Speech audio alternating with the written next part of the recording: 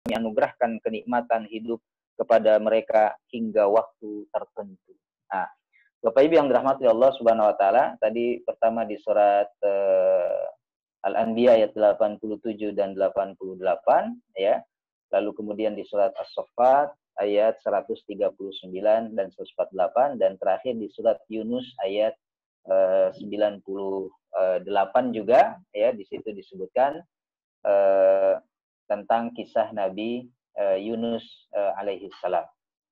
Nah, peristiwa isolasi dan lockdown ini termasuk peristiwa paling mengerikan dalam sejarah manusia. Jadi apa yang dialami oleh kita dan negara-negara yang lain yang lebih parah, itu sebenarnya belum semengerikan ya, sengeri dan sedahsyat yang dialami Nabi Yunus. Ya, saya menganggap ini adalah peristiwa lockdown dan isolasi yang paling mengerikan dalam sejarah manusia. Kenapa? Beliau hidup sendirian, tidak ada kawan, Pak, di dalam perut ikan paus itu. Gelap, tidak ada cahaya ya, dan panasnya lemak ikan paus itu kemudian membuat tubuh beliau makin panas, dan tidak ada ventilasi udara kan, tidak ada ventilator ya, sehingga tidak ada ruang oksigen di situ. Itu bagaimana panasnya. Kita alhamdulillah Pak, walaupun diisolasi di rumah atau di Jakarta PSBB tadi, di rumah kita masih ada banyak keluarga, bahkan hikmahnya jadi berkumpul dengan istri dan anak-anak ya, banyak waktu beribadah bersama dengan keluarga ya, salat berjamaah, tilawah berjamaah ya, zikir pagi dan petang secara berjamaah.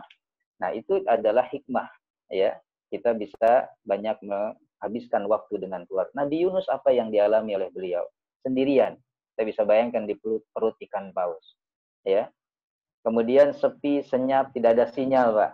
Ya, ada listrik apalagi internet. Ya, kita alhamdulillah di rumah juga masih ada internet, masih bisa ikut online, kajian online seperti ini ya, atau melalui grup WhatsApp dan lain sebagainya. Masih banyak yang bisa kita lakukan. Apa yang bisa dilakukan oleh Nabi Yunus alaihi salam?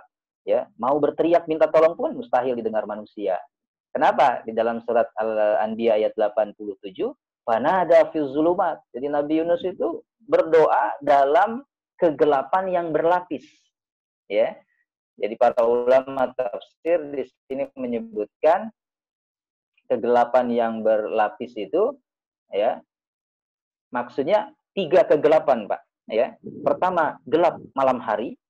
Ya, malam hari kan gelap pasti. Yang kedua, gelap dalam perut ikan paus. Jadi Nabi Yunus dalam perut ikan paus, berarti gelapnya sudah 2 lapis. Di luar gelap malam hari, di dalam perut ikan paus gelap, dan gelap yang ketiga adalah ya di dasar lautan. Ya, jadi menurut para ahli, di laut itu ada satu tempat di dasar lautan yang cahaya matahari saja nggak tembus, Pak. Jadi yang masuk ke dalam itu nggak tahu siang atau malam. Yang tahu gelap aja gitu. Mungkin dianggapnya malam terus gitu. Ya. Sehingga Nabi Yunus ini berada di dalam 3 kegelapan. Tadi saya sampaikan, gelap di malam hari, gelap kemudian dalam perut ikan paus, dan gelap saat kemudian beliau berada di dasar lautan ya. Maka ini peristiwa lockdown paling mengerikan dalam sejarah peradaban manusia. Nah, Nabi Yunus mengalami itu tadi sebabnya karena beliau lari dari tanggung jawab, lari dari kewajiban berdakwah. Berarti kan dihukum oleh Allah Subhanahu wa taala. Karena beliau adalah seorang ya rasul, minal mursalin, termasuk yang diutus oleh Allah, yang harusnya memberikan petunjuk kepada kaumnya, kepada umatnya, justru beliau malah melarikan diri dari kewajibannya. Ya. Lalu kemudian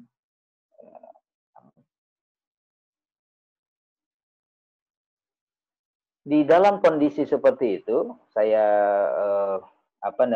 dalam slide bisa kita lihat lockdown Nabi Yunus ya. Apa yang dilakukan oleh Nabi Yunus di dalam perut ikan paus, hanya pasrah kepada Allah. Beliau berzikir dengan penuh keyakinan. Tadi disebutkan walaula kana minal musabbihin, sekiranya Yunus bukan termasuk yang bertasbih, orang-orang yang memuji Allah Subhanahu wa taala, mengagungkan asma Allah, lalla bisa fi batnihi ila yaumi yub'atsun, maka kami akan biarkan Yunus tinggal di dalam perut ikan paus itu sampai hari dibangkitkan. Tapi di situ ada doa monumental Ya, ada doa yang dipanjatkan oleh Nabi Yunus yang diabadikan oleh Allah dalam Al-Quran surah Al-Anbiya ayat 87. Doa ini bisa kita terus lafazkan setiap saat, terlebih dalam kondisi saat ini, Bapak Ibu. Apa doanya? La ilaha illa anta subhanaka inni kuntu minaz zalimin. Ada 3 kandungan dalam satu doa ini. Pertama, kandungan tauhid. Yang kedua, kandungan puji-pujian. Dan yang ketiga adalah pengakuan akan dosa yang dilakukan. Pertama, la ilaha illa anta. Jadi Nabi Yunus, ya, itu saat di dalam perut ikan paus, ya, beliau hanya mengingat Allah Subhanahu wa taala, ya. Artinya Bapak Ibu, dalam kondisi sesulit apapun, ya, dalam kondisi sesulit apapun, jangan pernah mengorbankan tauhid kita kepada Allah Subhanahu wa taala. Karena hanya Allah yang bisa dan berkuasa untuk menghilangkan segala bentuk kesulitan kita. Dalam kondisi sekarang, Pak, misalkan, ini global, semua, hampir semua negara, tidak ada sudut negara manapun sekarang yang tidak mengalami wabah penyakit ini. Ya, nah, jangan sampai kemudian kita kehilangan ketauhidan kita kepada Allah, keyakinan kita kepada Allah. Maka Nabi Yunus sebelum yang lainnya, beliau ucapkan dulu kalimat tahlil. Beliau ucapkan dulu kalimat tauhid, la ilaha illa anta, dengan penuh keyakinan, ya Allah, tidak ada yang bisa menghilangkan madarat ini, tidak ada yang bisa mengangkat virus atau wabah penyakit ini kecuali Engkau, ya Allah. Itu yang harus kita yakinkan dalam kondisi sesulit apapun. Kita tidak sesulit Nabi Yunus, Bapak Ibu. Kondisi kita masih jauh lebih baik dibandingkan Nabi Yunus. Kita masih bisa makan, ya, kita masih bisa tidur dengan nyenyak. Apa yang dialami oleh Nabi Yunus, ya, Allah alam, seperti apa makan beliau di dalam perut ikan paus, ya. Dalam sebuah riwayat, beliau di dalam perut ikan paus itu selama 18 tahun. Bayangkan Pak, 18 tahun. Ya, kita insya Allah nggak akan lama. Ya, Nabi Yunus 18 tahun. Ini bukan waktu yang sebentar. Ini waktu yang sangat lama. Kita kalau diberikan, nauzubillah, diberikan ujian seperti itu, jangan sampai 18 tahun. Ya, mungkin 18 bulan saja, 18 hari saja kita sudah banyak mengeluh. Apalagi 18 tahun. Maka Bapak Ibu, ya, hikmah atau pelajaran tadi dari kalimat tauhid yang dilafazkan oleh Nabi Yunus, pertama, la ilaha illa anta, itu memberi pelajaran kepada kita, sesulit apapun kondisi kita, seberat apapun ujian yang Allah Subhanahu wa taala turunkan kepada orang beriman, jangan pernah kita mengadu selain kepada Allah Subhanahu wa taala, dan jangan pernah menghilangkan tauhid kita hanya kepada Allah Subhanahu wa taala. Yang kedua, subhanaka. Kalimat ini memang ringkas. Hanya satu kalimat, subhanaka. Yaitu kalimat tasbih. Mensucikan Allah dari segala bentuk kekurangan, aib, dan celah. Ya. Artinya apa yang Allah perbuat kepada Nabi Yunus ini jauh dari kesan celah ataupun kekurangan. Ini semua adalah hikmah yang sempurna yang Allah berikan kepada Nabi Yunus alaihissalam. Sehingga yang keluar dari Nabi Yunus adalah tasbih. Tasbih itu juga lafaz pujian, Pak. Subhanaka, maha suci engkau ya Allah. Ya, maha suci engkau. Artinya maha suci engkau yang sudah memberikan teguran. Tidak ada celah, tidak ada aib, tidak ada kekurangan apapun. Engkau maha sempurna. Nabi Yunus alaihissalam tetap memuji Allah Subhanahu wa taala. Tidak mengeluh, tidak mencaci Allah, atau bahkan nauzubillah menyalahkan Allah Subhanahu wa taala atas apa yang beliau saat itu alami, ya. Dan yang terakhir, inni kuntu minaz zalimin. Ya, melafazkan pengakuan dosa dan taubat nasuha dengan kalimat inni kuntu minaz zalimin. Bapak Ibu, Nabi Yunus tidak menyalahkan Allah, Nabi Yunus tidak menyalahkan ikan paus yang menelan beliau atau pemilik kapal yang mengundi kemudian menyebabkan nama Nabi Yunus keluar, tapi Nabi Yunus menyalahkan diri beliau sendiri, kezaliman yang beliau lakukan terhadap diri beliau sendiri. Apa? Tadi di awal sudah disebutkan, lari meninggalkan kaumnya, umatnya untuk berdakwah, untuk memberikan bimbingan kepada umatnya. Justru disitulah kesalahan Nabi Yunus, kezaliman diri Nabi Yunus kepada Allah Subhanahu wa taala dan dirinya sendiri, juga kepada umatnya, kaumnya. Lalu Nabi Yunus mengatakan, inni kuntu minaz zalimin. Ya Allah, sesungguhnya aku. Jadi benar-benar dengan kalimat taukid namanya, ini sesungguhnya aku. Jadi hanya aku di sini kuntu minaz zalimin, ya, termasuk orang-orang yang zalim terhadap diriku sendiri terutama. Itu yang dialami juga atau dilakukan juga oleh Nabi Adam alaihissalam misalkan, ya, itu kan di lockdown oleh Allah, ya, diisolasi oleh Allah, dikeluarkan dari surga Allah Subhanahu wa taala, dan beliau mengatakan Rabbana zalamna anfusana. Nabi Adam dengan Hawa kemudian mengatakan, ya Tuhan kami, ya, zalamna anfusana, kami menzolimi diri kami sendiri. Artinya Bapak Ibu, segala bentuk kesulitan, teguran dari Allah tidak lain adalah ulah dan dosa kita sendiri. Ya, itu ada saham kita. Makanya dalam kondisi sekarang, ya, kita tidak perlu menyalahkan dan berhenti menyalahkan siapapun. Ya, tunjuk diri kita. Siapa tahu memang kita ada saham. Diri kita tuh ada saham dosa yang menyebabkan Allah turunkan ini. Allah turunkan wabah ini. Ya, jadi curigai diri kita sendiri. Jangan-jangan kita, saham kita inilah dosa kita. Ya, Alhamdulillah. Dosa kita lah yang kemudian membuat Allah Subhanahu wa taala menurunkan azab ini. Ya, maka kita bertaubat, memohon ampunan kepada Allah Subhanahu wa taala atas dosa-dosa kita, yakin, ya, Allah akan mengangkat wabah dan penyakit ini kalau kita jujur mengakui segala dosa dan kesalahan tanpa menunjuk orang lain. Salah si anu, salah si fulan, salah pemimpin ini, salah si. Jangan-jangan kita lebih banyak, hanya kita kemudian, ya, tidak mau mengakuinya saja. Ya, mungkin pemimpin itu sudah banyak berbuat, misalkan untuk kemaslahatan umatnya, untuk kemaslahatan rakyat, kita nggak banyak melakukan apa-apa. Ya, justru malah kita yang kemudian banyak dosa dan banyak saham, sehingga Allah Subhanahu wa taala menurunkan itu. Maka kata Allah dalam Al-Qur'an, wattaqu fitnatal la tusibannal ladzina zalamu minkum khassah. Ya, ya, wahai manusia, takutlah kalian kepada fitnah yang bukan saja menimpa orang zalim di antara kalian secara khusus. Orang beriman juga kena, Pak. Dalam kondisi seperti ini, bukan saja orang-orang yang kafir, yang durhaka, yang zalim kepada Allah Subhanahu wa taala. Kita yang mengaku beriman pun juga kena dampaknya. Ya, atas maksiat satu dua orang, maksiat satu kelompok, ya, maksiat kita, maka kita juga mengalami hal yang sama. Orang lain juga ikut kecipratan, Pak. Ya, ikut mengalami itu. Maka itu yang dilakukan oleh Nabi Yunus alaihissalam. Tadi 3 keistimewaan doa Zunnun ringkasnya. Pertama, pengakuan tauhid, ya, pengakuan akan kekurangan diri, hanya Allah yang maha suci, maha kuasa, maha besar. Dan yang ketiga, berisi permohonan ampunan, ya, istighfar kepada Allah Subhanahu wa taala. Doa ini singkat tetapi Masya Allah pelajarannya Bapak Ibu sangat mendalam, ya. Ini kuntu minaz zalim. La ilaha illa anta, maaf, la ilaha illa anta subhanaka inni kuntu minaz zalimin. Tiada Tuhan selain Engkau, ya Allah, ya.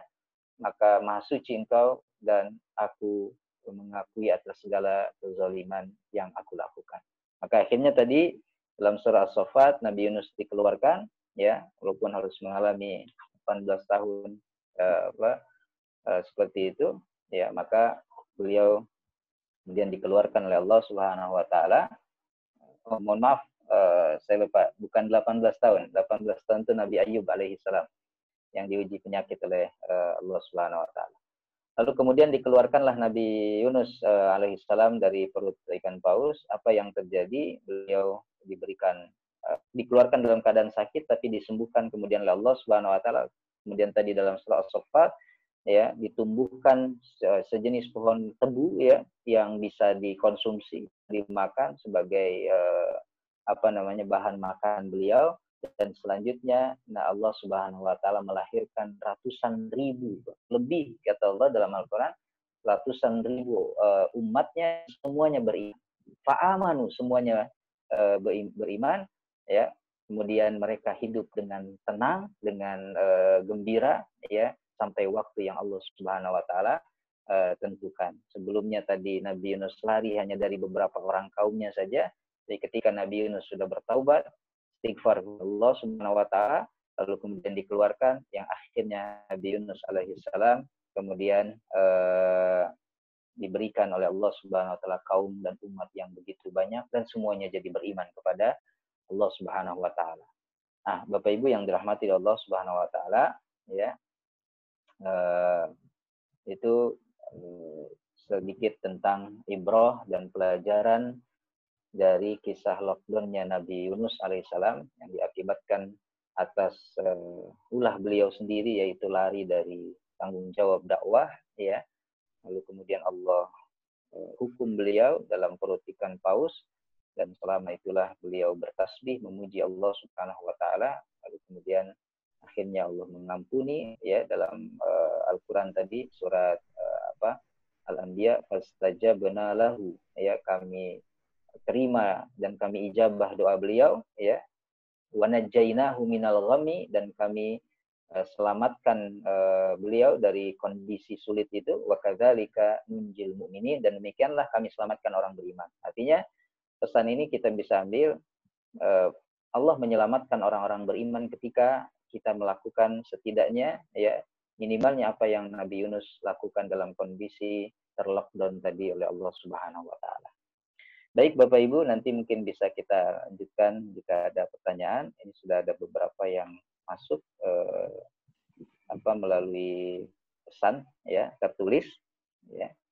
Mungkin saya serahkan dulu ke moderatornya, ke hostnya. Silakan Pak Wim. Baik Ustadz, alhamdulillah. Sebelum pertanyaan chatting, kami persilakan bagi jamaah yang mau bertanya mungkin bisa angkat tangan Pak. Nanti biar kami ini yang langsung, silakan, ada yang mau bertanya.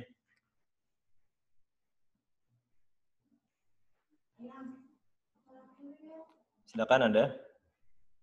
Mungkin kita tanyakan yang ini, yang di chat aja dulu, Ustaz, ya. Iya. Yang di chat. Ini saya coba.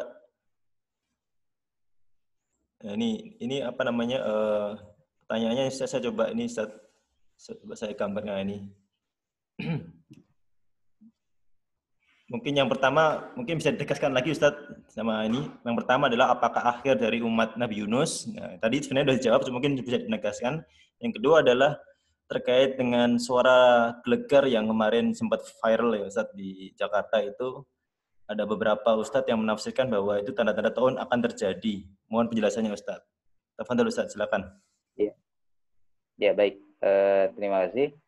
Pertama, tadi yang nomor 1 sudah terjawab, ya, terkait dengan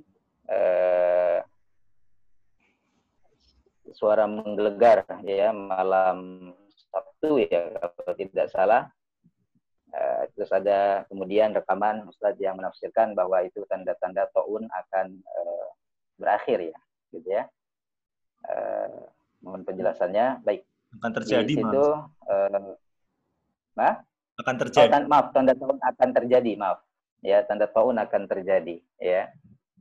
Kemudian ada rekaman dari mungkin beberapa ustadz atau salah seorang ustadz yang menyebutkan hal tersebut, ya. Ada beberapa tanggapan. Pertama, mungkin di situ kan ada ajakan untuk bertaubat, ya, peningkatan kita beribadah, ya. Dalam hal ini tentu ini setuju, ya, kita semua setuju tanpa harus menunggu adanya suara-suara itu. Memang kita harus bersegera untuk bertaubat. Wasari'u ila magfiratin min rabbikum, artinya kita bersegera untuk bertaubat kepada Allah Subhanahu wa taala, ya, dengan taubatan yang nasuha. Lalu tanda-tanda kiamat yang disampaikan oleh Rasulullah SAW itu kita harus imani memang sebagai bagian dari keimanan kita terhadap hari akhir, ya. Siapapun, bahkan Rasul pun sebenarnya tidak tahu kapan pastinya terjadi hari kiamat, ya. Nah, kalau yang ketiga, kalau masalah dekat dan jauh ini memang kan relatif, ya. Disebutkan ini tanda akhir zaman, ini sudah dekat, gitu. Ini kan dekatnya sebenarnya relatif menurut saya, ya.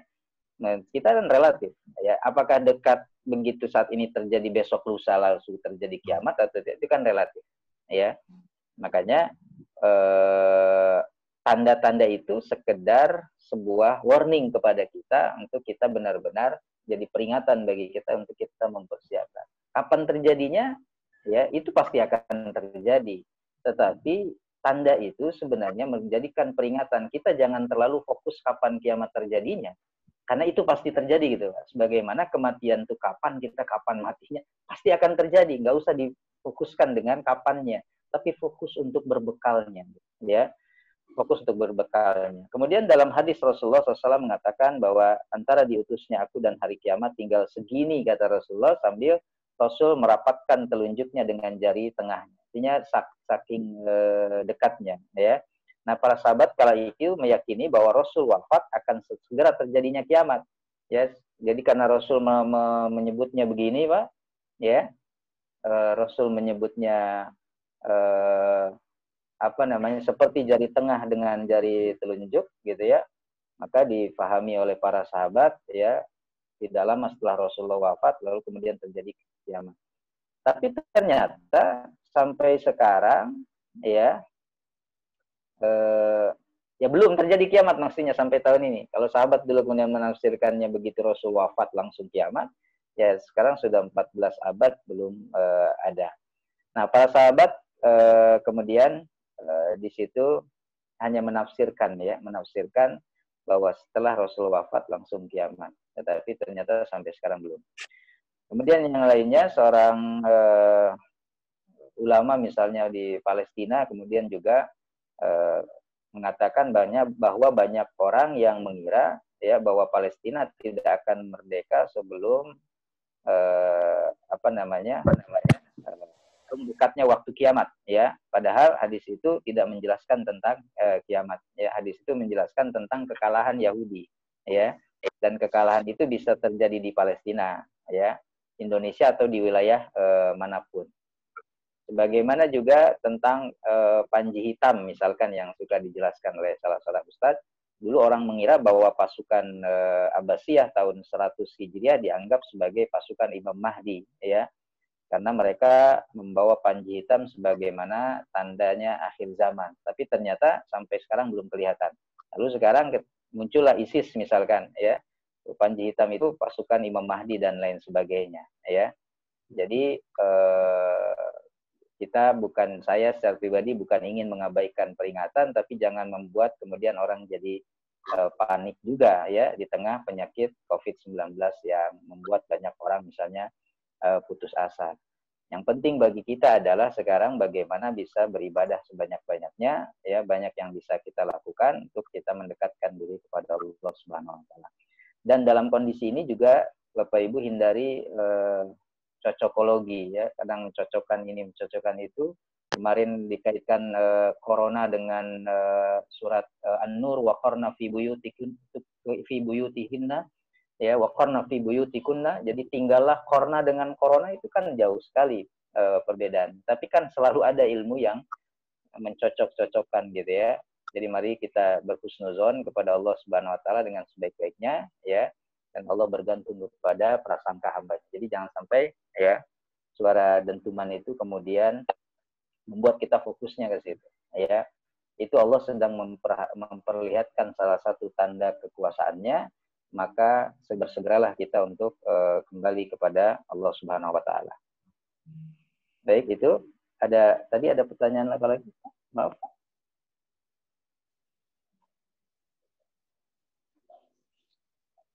Saya lihat di chatnya.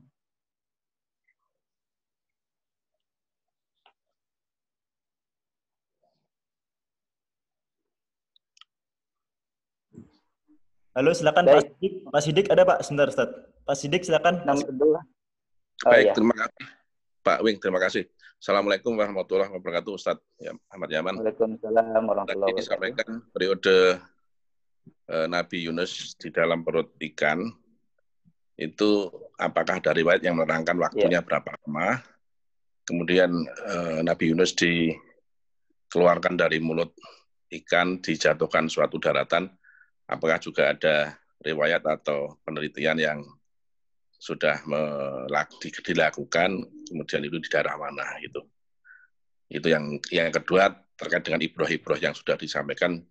Saya ucapkan jazakallah atas pemaparannya, Ustaz. Demikian Pak Wing, terima kasih. Assalamualaikum warahmatullahi wabarakatuh.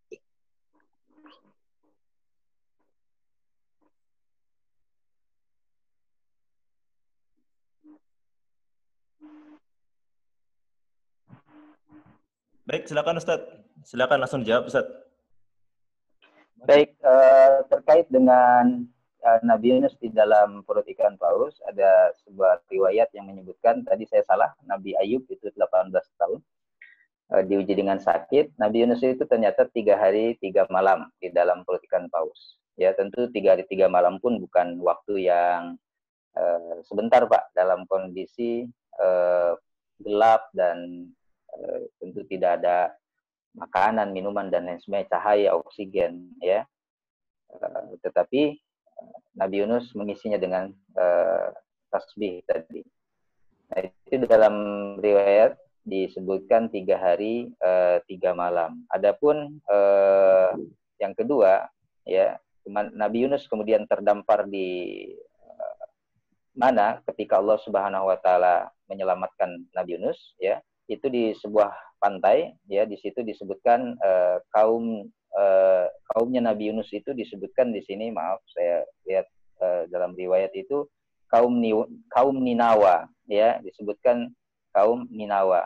Nah, memang tidak disebutkan pantainya di mana, ya, secara spesifik ataupun secara eksplisit tidak disebutkan, hanya di sebuah pantai, dan kembali kepada kaumnya lagi, yaitu kaum Ninawa, ya, dan akhirnya kaum itu kemudian beriman kepada Allah Subhanahu wa taala. Ya, wallahu alam. Baik, silakan Ustaz yang di nomor 3. Ya, nomor 3. Ya, jika wabah ini karena dosa, bagaimana dengan negara kafir? Baik. Ya, kadang-kadang kita tadi takjub, ya, takjub tetapi tertipu dengan kondisi misalkan dan negara-negara yang memang mayoritas kita anggap, ya, tidak beriman kepada Allah Subhanahu wa taala, bahkan menentang Allah Subhanahu wa taala, ya, tadi contohkan Israel, kemudian Iceland dan lain sebagainya, Rwanda, ya. Israel itu juga terkena juga, Bu, ya. Israel juga sebenarnya terkena, ya, bisa dilihat di data statistik WHO misalkan, Israel juga terkena. Bahkan terkesan negaranya itu, pemerintahnya itu putus asa juga, seperti pemerintah Italia misalkan, putus asa bagaimana caranya menekan penyebaran itu, ya. Tapi kalaupun ada negara yang tidak beriman kepada Allah, kemudian sampai hari ini tidak kena, ya, saya hanya mengatakannya belum kena, ya, bukan tidak akan kena, tapi belum kena, ya. Itu kita kemudian jangan lantas tertipu bahwa negara itu ternyata yang mayoritas beriman seperti Indonesia kena, ya, banyak terus bertambah, tapi mereka yang tidak beriman tidak terkena, gitu, ya. Itu kan belum, artinya bukan mendoakan, tapi kan dipergilirkan nanti, Pak, ya, dipergilirkan, karena yang namanya virus ini kan penyebarannya, ya, juga butuh proses, butuh waktu, tetapi virus COVID-19 ini bisa dikategorikan cepat penyebarannya, ya, sehingga antisipasi kemudian diinstruksikan oleh pemerintah kita misalkan dan WHO untuk bisa menekan dan memutus rantai penyebaran COVID-19, ya. Jadi jangan tertipu dengan ini, sama saja pertanyaannya seperti, loh, kenapa yang nggak pernah sholat rizkinya lancar, nah, gitu. Dan jadikan itu dalam Al-Quran disebut istidraj, ya. Itu istidraj dari Allah Subhanahu wa taala, justru Allah mengulur waktu kepada mereka supaya mereka tambah kufur, tambah sesat, ya, jalan mereka, dan kemudian seketika itu Allah Subhanahu wa taala cabut nyawa mereka atau hancurkan mereka. Itu jauh lebih mengerikan istidraj itu, ya. Bagus kita ditegur seperti ini, Pak, supaya cepat sadar daripada dibiarkan, ya, tetapi nanti langsung dibinasakan, nauzubillah min dzalik. Wallahu a'lam. Baik, silakan, ada lagi satu lagi mungkin pertanyaan Bapak Ibu, silakan. Baik, kalau ada lagi silakan. Oh, baik, sepertinya cukup Ustadz, ya. Ya. Ya. Mungkin kita bisa diakhirkan, mungkin silakan Ustadz bisa berdoa, mungkin boleh didoakan Ustadz. Baik, suatu iman rahimakumullah, terima kasih atas perhatiannya di kajian online pada kesempatan pagi hari ini. Mudah-mudahan kita bisa mengambil ibrah, pelajaran dari kisah Nabi Yunus alaihi salam, dan kemudian bisa kita terapkan ya dalam kehidupan keseharian kita, dari satu doa yang singkat tetapi mengandung makna yang begitu mendalam, luas, dan mudah-mudahan Allah Subhanahu wa taala segera mengangkat virus ini dan kita bisa melaksanakan bulan suci Ramadan dan ibadah-ibadah yang lain ke depannya dengan aman ya, dengan semangat yang baru lagi setelah Allah Subhanahu wa taala uji kita. Kita berdoa mohon kepada Allah Subhanahu wa taala pada kesempatan yang baik ini, salah satu doa yang mustajab di waktu pagi. Mudah-mudahan Allah Subhanahu wa taala mengijabah doa kita. Ya, bismillahirrahmanirrahim. Alhamdulillahirabbil alamin. Iya, udah mau selesai. Ya Rabbana lakal hamdu kama yanbaghi li jalali wajhika wa 'azimi sultanik. Allahumma shrif 'anna al-waba wal ibtila bi lutfika ya arhamar rahimin. Allahumma shrif 'anna al-waba wal ibtila bi lutfika ya arhamar rahimin. Allah, hindarkan kami dari wabah penyakit, wabah kemudian dan dari segala bentuk keburukan. Ya Allah, ya Tuhan kami, dengan kelembutan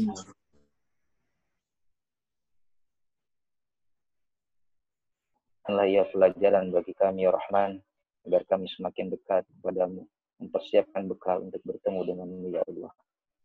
Ya Allah ya Tuhan kami, berikan kekuatan, kesabaran kepada saudara kami, para tenaga medis dan para relawan yang berjuang untuk bisa membantu saudara-saudara kami yang lainnya yang terkena virus ini. Semoga Allah Subhanahu wa taala mengangkat semuanya menjadi amal saleh dan mereka yang wafat untuk menguruskan semua saudara-saudara kita ini wafat dalam keadaan husnul khatimah dan dinilai mati syahid di hadapan Rahman. Rabbana inna zalamna anfusana wa illam taghfir lana wa tarhamna lanakunanna minal khasirin. La ilaha subhanaka la ilaha illa anta subhanaka inni kuntu minaz zalimin. La ilaha illa anta subhanaka inni kuntu minaz zalimin. Rabbana atina fid dunya hasanah wa fil akhirati hasanah wa qina adzabannar. Subhanaka rabbina rabbil izzati amma yasifun. Wassalamun alal mursalin walhamdulillahi rabbil alamin. Assalamualaikum warahmatullahi wabarakatuh. Waalaikumsalam. Waalaikumsalam warahmatullahi wabarakatuh, Pak Ustaz. Baik, jazakallah khairan katsira pada Ustadz Ahmad Yaman dan juga bagi para jamaah. Insyaallah kita akan coba teruskan insyaallah di pertemuan berikutnya. Kemudian mohon maaf jika dalam penyampaian mungkin dalam persiapan mungkin kurang kami akhiri ya Bapak Ibu sekalian ya. Subhanakallah wa bihamdihi. Jadi mudik enggak Pak Ustaz? Ya, assalamualaikum warahmatullahi wabarakatuh. Assalamualaikum warahmatullahi wabarakatuh. Pak Ustaz jadi mudik. Ya. Sawing. Ya. Yang ikut Jangan berapa orang? mudik dulu Pak Ustaz. Nah, tadi Ya, nggak mudik. Tadi ada 38 Pak Odi. Mudik ke Purwodadi aja Ya, Pak Ustaz. alhamdulillah. Ada 38 nanti Oh iya, Bu. bisa di-share lagi.